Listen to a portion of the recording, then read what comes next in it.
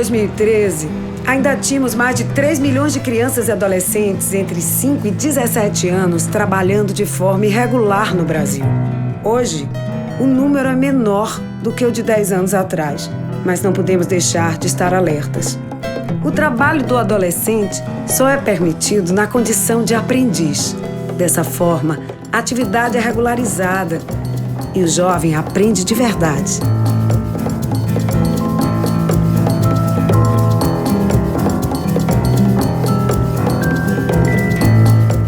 Codó é uma cidade ainda pacata, quando comparada com os grandes centros, que tem uma população, na sua maioria, negra, né, assim, entre pretos e pardos. E no aspecto cultural é muito conhecida pela presença das quebradeiras de coco, porque estamos na área dos cocais, e também pelo terecô, que é uma cultura, assim, é muito parecido com a Umbanda.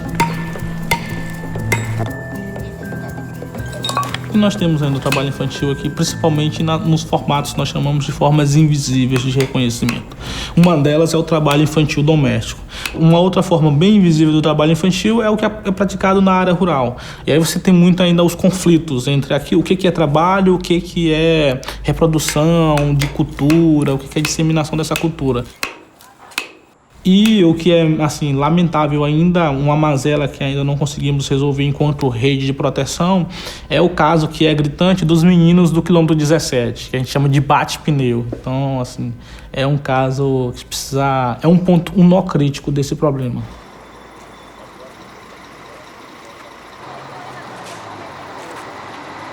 Então, os caminhoneiros vêm, seja da capital do Piauí, seja da capital maranhense, Belém.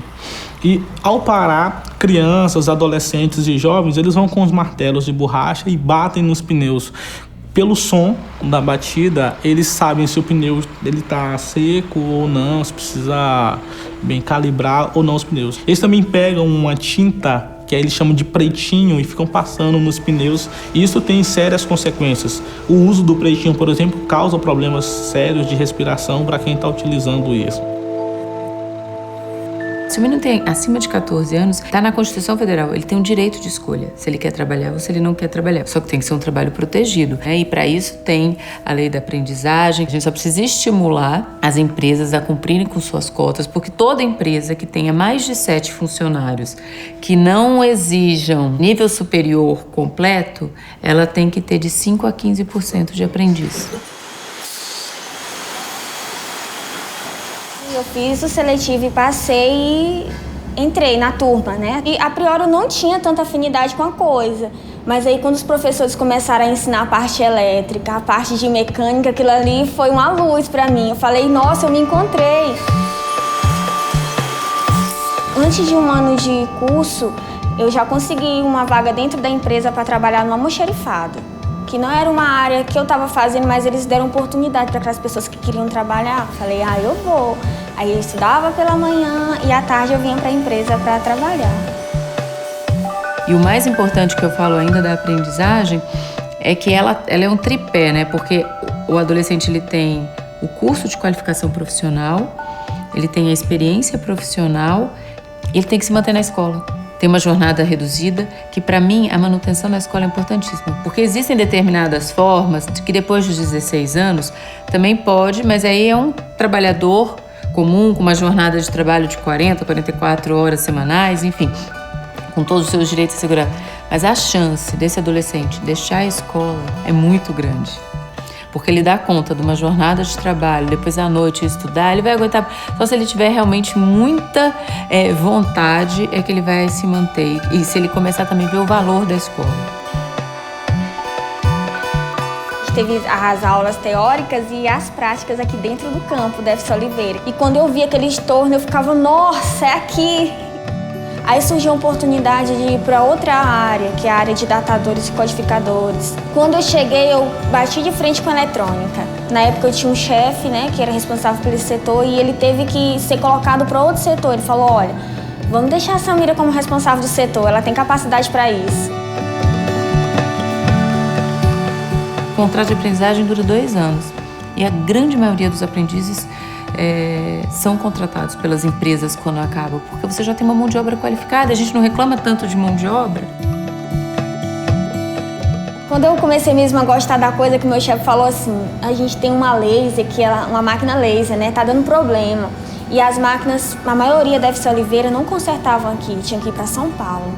Eu fui lá na máquina, abri todinha, olhei a parte eletrônica, olhei a configuração e tudo, fui lá, troquei a peça que estava danificada, fechei tudinho e coloquei pra rodar em linha de produção. Aí eu fui adaptando o setor, quando eu cheguei na sala era cheia de máquina queimada.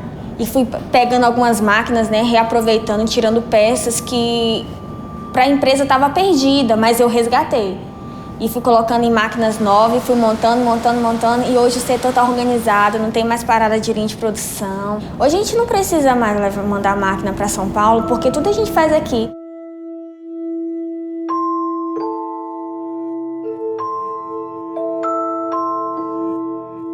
Eu sempre sonhei com uma comunidade melhor. Eu vim do movimento popular, porque eu sempre gostei muito da música. Minha família toda tem uma história com a música. O meu tio fundou o Daruê Malungo, né, o Centro de Educação e Cultura Daruê Malungo, que trabalha exatamente a questão da miscigenação, do racismo, de todas as questões que envolvem, né, a cultura negra. Lá eu dava aula de maracatu, dos outros ritmos, dos outros gêneros, e aqui eu participava do curso de informática e cidadania. Aí fui convidado para dar aula de voluntário, né? Após isso, fui convidado também para fazer uma formação, né, de educador. A instituição já trabalhava com vários outros temas, principalmente ligados à proteção da infância, através, né, das oficinas de informática, cidadania, percussão, né, dança. E aí, quando o projeto Promovendo Infância veio, né, para a instituição, abriu o olhar da equipe, né, não só o meu, mas da equipe também, sobre o tema do trabalho infantil. E aí, assim, para mim foi, de certa forma, um choque. Primeiro porque a equipe começou a se descobrir. Poxa, eu passei por isso e eu não sabia. A outra coisa ainda mais séria é como a gente ia fazer essa abordagem. Porque tem muitos pais que, para eles, não é trabalho infantil.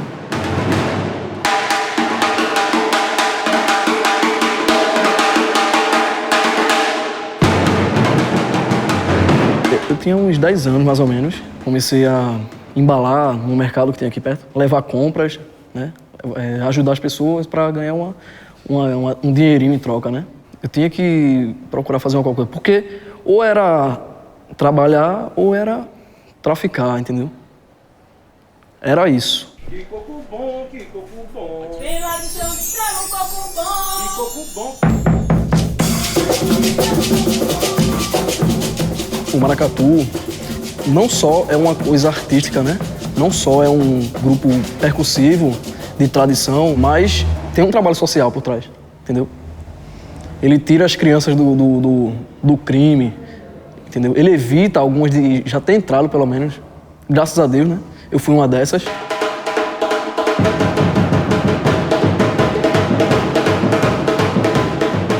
Eu já passei por todas as atividades. A que eu mais me identifiquei de primeira foi a percussão, entendeu?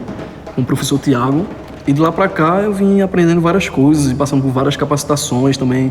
Não só a vida da percussão, nem das atividades, né? Mas sim diversos temas. Porque ele é um grande conselheiro, uma pessoa que tá sempre lhe ajudando no que for preciso. Ele é um pai, pô. Ele é um pai não só pra mim, mas pra comunidade toda.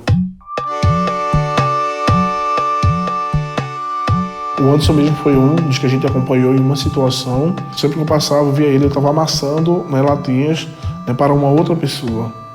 Daí eu disse, cara, isso aí não é para você. Aí ele já era adolescente, ele passou 2 anos na Impetur, né, aqui no Centro de Convenções, na empresa de turismo. Ele já foi uma coisa feita pela Visão Mundial, entendeu?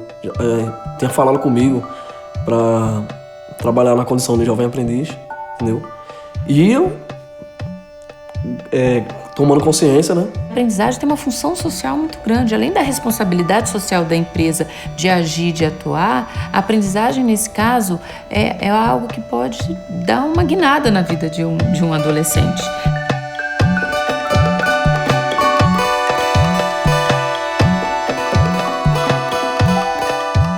E esse curso, ele trouxe muita coisa pra mim, porque às vezes a pessoa fala assim, indústria, né? A mente da pessoa, a pessoa fica segregada, né? Mas não, a minha mente abriu. Então isso mudou muito. Mudou minha relação na família, entende? Gosto muito de história e eu tô fazendo Ciências Humanas com habilitação em História pela Universidade Federal. aqui é minha casa. Samira começou na FC Oliveira como uma jovem aprendiz. Hoje ela é uma eletromecânica, né? Muito inteligente, a minha filha. E além de ser inteligente, ela é uma pessoa muito dedicada ao trabalho dela. A Samira é uma colaboradora de destaque, porque a Samira, ela carrega a vontade de realizar, a vontade de fazer, mas tem várias Samiras, tem vários Chiquinho, tem vários Francisco, igual a Samira.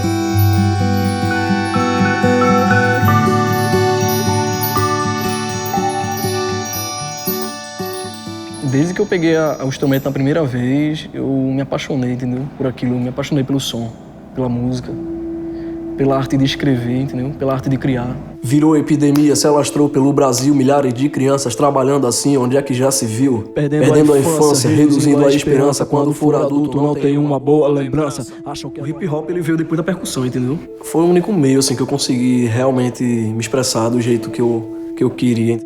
Sua seriedade abre os olhos, não finja que não viu nada. A ferida cicatriza, mas jamais é apagada. Estudar, brincar e viver. Estudar, brincar, viver. Trabalhar só. Quando eu crescer, estudar, brincar e viver. Estudar, brincar, viver. Trabalhar. Então eu costumo me apresentar dizendo que eu sou Clóvis de Almeida Silva, eu sou um jovem de 25 anos, negro, casado, com filho de 4 anos de idade, filho de uma quebradeira de coco, sou formado em licenciatura em Ciências Agrárias e estudante de Direito. E alguém que, sinceramente, sem demagogia nenhuma, ainda acredita muito num mundo melhor.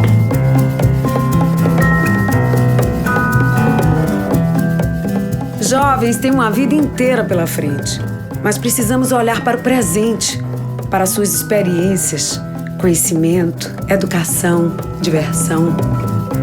O trabalho como responsabilidade vai chegar na hora certa.